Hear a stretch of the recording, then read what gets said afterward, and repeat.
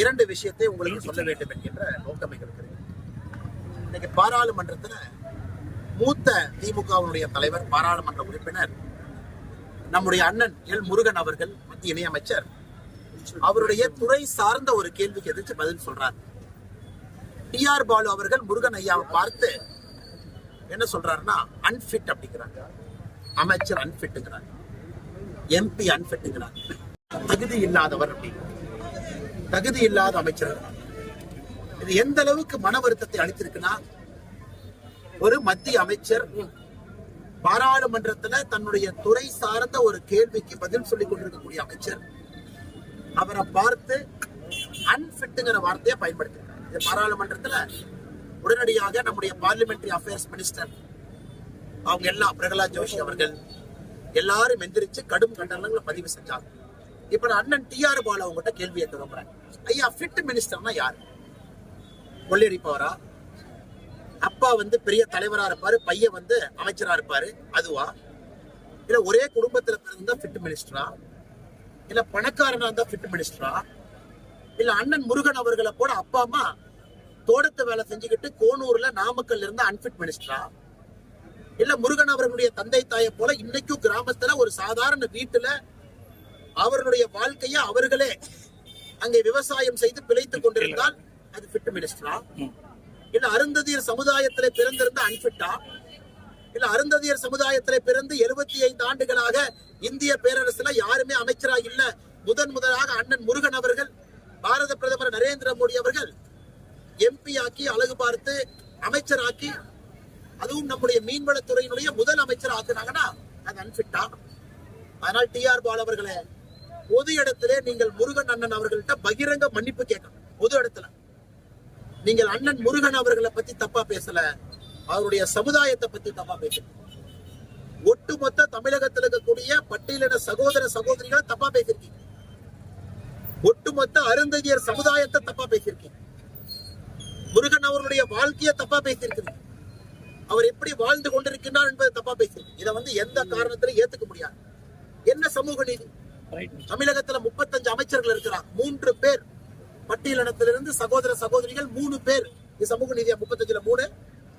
நம்முடைய பாரதிய ஜனதா கட்சியில 75 அமைச்சர்கள் 12 பேர் பட்டியலின சகோதர சகோதரிகள், 8 பேர் பழங்குடியின சகோதர சகோதரிகள், 20 பேர் 75ல. இது சமூக நீதியா? இது சமூக நீதியா? அப்ப என்ன ஃபிட் அமைச்சர்? பாராளுமன்றத்துல ஒரு மூத்த உறுப்பினர் பேசுற பேச்சா? ஒரு அமைச்சர் தன்னுடைய துறை சார்ந்த கேள்விக்கு பதில் சொல்லிட்டு இருந்தாருன்னா அவரை பார்த்து இந்த மாதிரி கேவலமா பேசுவீங்களா? அதனால் இது வாய்க்கொழுப்பு மட்டுமல்ல, இது ஆணவத்தினுடைய உச்சம். இது ஆணவத்தினுடைய உச்சம் மட்டுமல்ல, தோல்வியினுடைய அறிகுறி. அதனால் தமிழக சகோதர சகோதரிகள் இதெல்லாம் நீங்க பார்த்துக்கிட்டு இருக்கீங்க. எந்த அளவுக்கு திமுகவுடைய மூத்த தலைவர்களுக்கு, எம்பிக்களுக்கு எந்த அளவுக்கு பாருங்க ஆணவம் வந்திருக்கிறது. அமைச்சரை பார்த்து அன்பிட். பாலிடிக்ஸ்ல ஃபிட் அன்பிட் என்னங்க? மக்கள் முடிவு பண்றதாங்க ஃபிட் அன்பிட். மக்கள் கர்ம வீரர் காமராஜர் ஐயா பார்த்து நீங்க அன்பிட்டுப்பீங்களா? படிக்கிறவங்க அன்பிட்டா? என்ன உங்களுக்கு இலக்கணம்? என்ன வாட் இஸ் யுவர் குறியீடு, இண்டெக்ஸ் என்ன? ஃபிட் அன்பிட்டுக்கு பதில் சொல்லணும். அதனால் இது கடுமையான கண்டனங்கள் மட்டுமல்ல, இதனுடைய விளைவுகளை நிச்சயமாக டிஆர் பாலு அவர்கள் சந்திக்க வேண்டி இருக்கும். எல்லா இடத்திலும் எங்களுடைய கட்சி நண்பர்கள், பாரதிய ஜனதா கட்சியுடைய கட்சி நண்பர்களுக்கு சொல்லி இருக்கின்றோம், டிஆர் பாலு அவர்கள் எங்க வந்தாலும் கருப்பு கொடிப்பாங்க, எங்க போனாலும் விட மாட்டோம். அவர் மன்னிப்பு கேட்கிற வரைக்கும், பகிரங்க மன்னிப்பு கேட்கிற வரைக்கும் டிஆர் பாலுவும் நாங்க விட மாட்டோம். அதனால் முருகன் அவர்கள் காலையில போன்ல பேசினாங்க, ரொம்ப வருத்தப்பட்டு பேசினாங்க, ரொம்ப வருத்தப்பட்டாங்க. அவருடைய வளர்ப்பு என்ன, அவர் எப்படிப்பட்ட வீட்டில இருந்து வந்திருக்காரு, நம்முடைய நாட்டுல சமூக நீதி என்பதற்கு இலக்கணமாக அண்ணன் முருகன் இருக்கார். அதனால் பத்திரிகை நண்பர்கள் நீங்களும் இதை கம்பீரமாக எடுத்துக்கொள்வீர்கள் என்கின்ற நம்பிக்கை. ஐயா, இரண்டாவது இந்த தொகுதியினுடைய அமைச்சர் எம்எல்ஏ அண்ணன் காந்தி அவர்களை பத்தி பல ஊழல் பண்ணிருக்காரு. புதுசா இது இல்லை, புதுசா நாங்க எதுவும் சொல்ல, புது ட்ரெய்லர் மாதிரி மாசம் மாசம் ஒண்ணு பண்ணுவாரு. காந்தி அவர்கள் நமக்கு தெரியும் 10% அமைச்சரும், குறிப்பா இந்த கைத்தறியில புடவை வேட்டி சீல 5 ரூபா கேட்பாரு, 1.7 கோடி 8.5 கோடி இதெல்லாம் நமக்கு பார்த்திருக்கோம். 120 கோடிக்கு வீடு கட்டுறாரு. நிறைய ஜேர்னலிஸ்ட் போட்டோலாம் எடுத்து போட்டுருக்கு. நான் இன்னைக்கு உங்ககிட்ட 2 டாக்குமெண்ட் காட்டுறேன். இந்த டாக்குமெண்ட் பாத்தீங்கன்னா ஐயா, கோயம்புத்தூர்ல south India textile research association Chitra அப்படிங்கிற அமைப்பு கிட்ட நம்முடைய பெடல் லூம் அப்படிம்பா. பெடல் லூம் கால் கால் கால் வச்சு பெடல் லூம் ஆபரேட் பண்ற தறி, கைத்தறி கால் வச்சு ஆபரேட் பண்ணுவாங்க. அதுல உற்பத்தியான ஒரு வேட்டி, பொங்கல் தொகுப்புல கொடுக்கப்பட்ட ஒரு வேட்டி. அந்த வேட்டி எடுத்து சோதனை பண்ண 100% பருத்தி இருக்கணும். 100% பருத்தி இருக்கணும். ஏன்னா தமிழக அரசினுடைய குறிக்கோளே பருத்தி கொள்முதல், அப்புறம் வேட்டியை நெய்யணும், அதுக்கு கூலி கொடுக்கணும், அதை கொண்டு வந்து ரேஷன் கடையில் நம்ம கிட்ட கொடுப்போம். இதுல பாத்தீங்கன்னா தெரியும், தமிழக அரசு கொடுத்த வேட்டியை காந்தி அண்ணன் அவர்கள் என்ன கொள்முதல் பண்ணி மக்களுக்கு கொடுத்தாங்களோ, பாலியஸ்டர் வந்து 78%, காட்டன் 22% இருக்கு. இதான் வந்து விஞ்ஞான ஊழல். அதாவது காட்டனை குறைச்சிட்டு பாலியஸ்டர் போட்டுட்டா காட்டன் 1 கிலோ 320 ரூபாய் பருத்தி, பாலியஸ்டர் 1 கிலோ 160 ரூபாய், பாதிக்கு பாதி விலை குறையும்.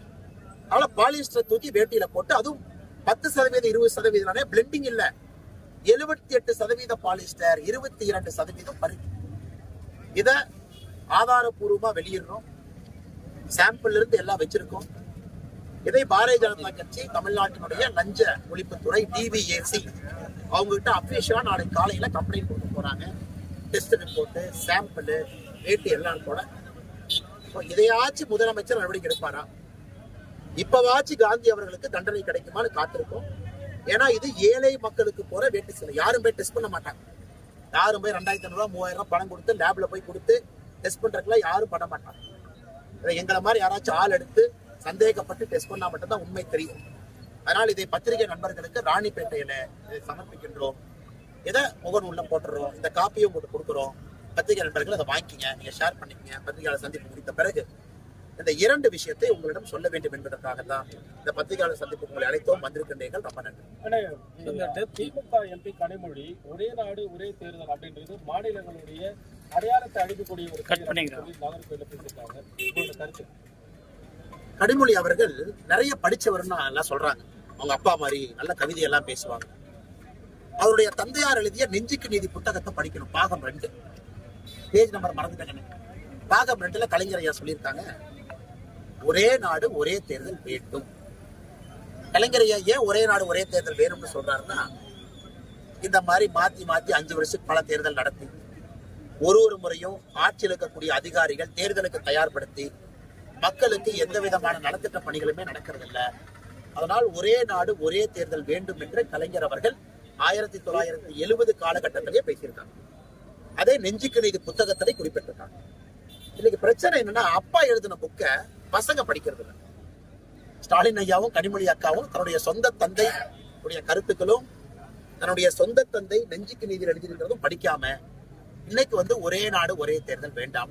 ஐயா நம்ம புரிஞ்சுக்கணும், 1952 ஒரே நாடு ஒரே தேர்தல், 1957 தேர்தல் ஒரே நாடு ஒரே தேர்தல், 1962 ஒரே நாடு ஒரே தேர்தல், 1967 ஒரே நாடு ஒரே தேர்தல். சுதந்திரத்திற்கு பிறகு இந்தியாவுடைய முதல் 4 தேர்தல்கள் ஒரே நாடு ஒரே தேர்தல் தான். சட்டசபையும் பாராளுமன்றம் ஒரே நேரத்தில். அப்புறம் அம்மையார் இந்திரா காந்தி அவங்க வந்தாங்க. புதிக்காத ஆட்சியில 356 போட்டாங்க. 100 முறையை தாண்டி இந்தியாவிலே 356 பயன்படுத்தப்பட்டிருக்கிறது. காங்கிரஸ் மட்டுமே 91 முறை. அப்ப என்ன ஆகுது? 356 பயன்படுத்தணும்னே மாநில தேர்தல் வேற நேரம், மத்திய தேர்தல் வேற நேரம், போய் டோட்டல் கன்ஃபியூஷன். இதற்குத்தான் பிரதமர் அவர்கள் அரசியலமைப்பு சட்டத்தினுடைய ஆரம்பத்துல என்ன இருந்துச்சோ திரும்ப அதற்கு போக வேண்டும் என்று நினைக்கின்றார். இது தமிழக மக்களுக்கும் தெரியும். இதைத்தான் திரும்ப சொல்லுகின்றோம். ஒரே நாடு ஒரே தேர்தல் என்பது நம்முடைய நாட்டிலே 20 ஆண்டுகள் இருந்துச்சுங்க. தமிழ்நாட்டிலே இன்னைக்கு கனிமொழி அக்கா எதிர்க்கிறாங்க, ஸ்டாலின் ஐயா எதிர்க்கிறாங்க, அவங்களுடைய தந்தையார் கருணாநிதி ஐயா இதை ஆதரித்தார்கள். இதுக்கு மேல என்ன கருத்து சொல்றாங்க? கலைஞர் ஐயாவோட அறிவாளியா? எனக்கு அரசியல் தெரியுமா? அவரே நெஞ்சுக்கிரியில் எழுதிட்டு போயிருக்காங்க. சித்தாந்தத்துல கோட்பாட்டுல எங்களுக்கு மாற்று கருத்து இருக்கு. ஏன்னா அவரு 5 முறை முதலமைச்சர் இருந்தவர் உணர்ந்திருக்காரு.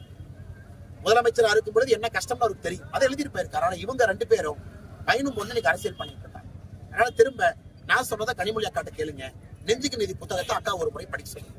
கள்ளக்குறிச்சியில் அதிமுக அமைப்பு செயலாளர் ஜெயக்குமார் செய்தியாளர் சந்திச்சிருக்காரு. அந்த சந்திப்பின் பொழுது வந்து பாஜக வந்து நாங்க ஒரு பொருட்டாவே கருதுறது இல்ல, நோட்டாவே ஜெயிக்கிட்டோம், அதுக்கப்புறம் நாங்க ஒரு பொருட்டா கருதுறோம்.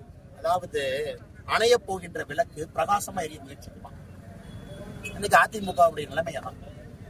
அணைய போற விளக்கு வந்து பிரகாசமா எரியும்.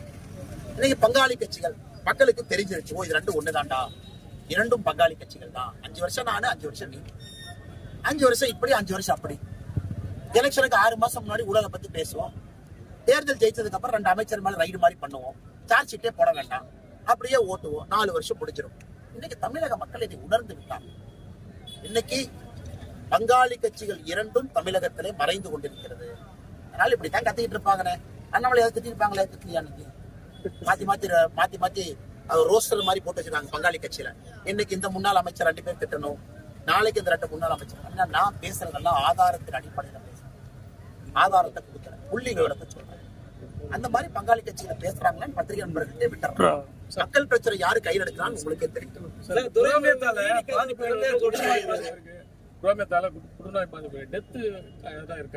ஐயா, என்னை பொறுத்த வரைக்கும் ஐயா, மாநில அரசு ரெக்கார்டு பண்ணலீங்க ஐயா. கேன்சர் ஒருத்தருக்கு வருதுன்னா ஏன் வந்துச்சு, எந்த ஏரியால இருக்காங்க, கேன்சருக்கான காரணம் என்ன, அவங்க வீட்டுல இருக்கிற வாட்டர் சாம்பிள் என்ன, மண்ணு சாம்பிள் என்ன, டெஸ்ட் எடுத்து யாரும் இதெல்லாம் உள்ள மூடி மறைக்கிறாங்க. இன்னைக்கு ராணிப்பேட்டை பகுதி அதிகமா கேன்சர் இருக்குன்னா 1975ல இங்கே கலைஞர் கருணாநிதி அவர்கள் கொண்டு வந்த குரோமைட் தொழிற்சாலை தான். 2023 நவம்பர் மாசத்துல தேசிய பசுமை தீர்ப்பாணையம் சொல்லியிருக்கிறாங்க, குரோமியம் இன்னைக்கு இங்க இருக்கு.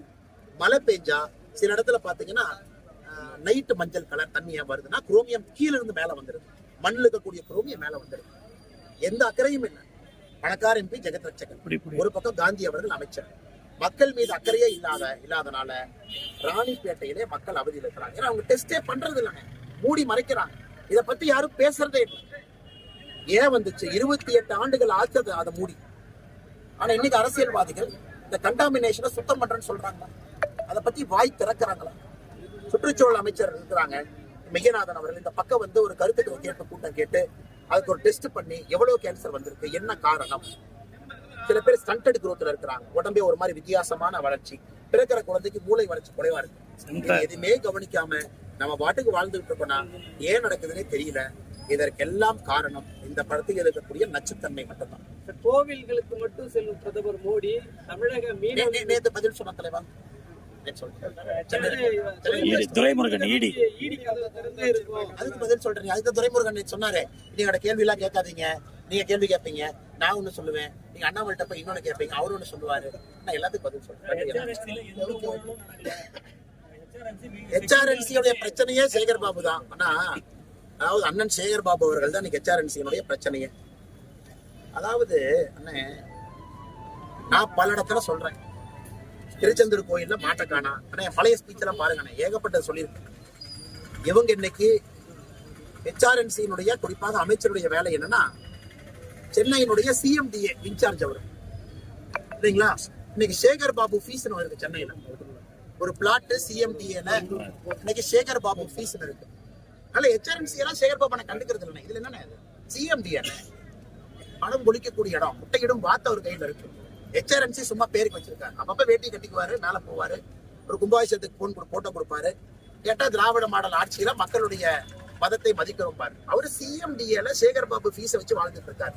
அதனால அவருக்கு HRNC ஒரு பொருட்டே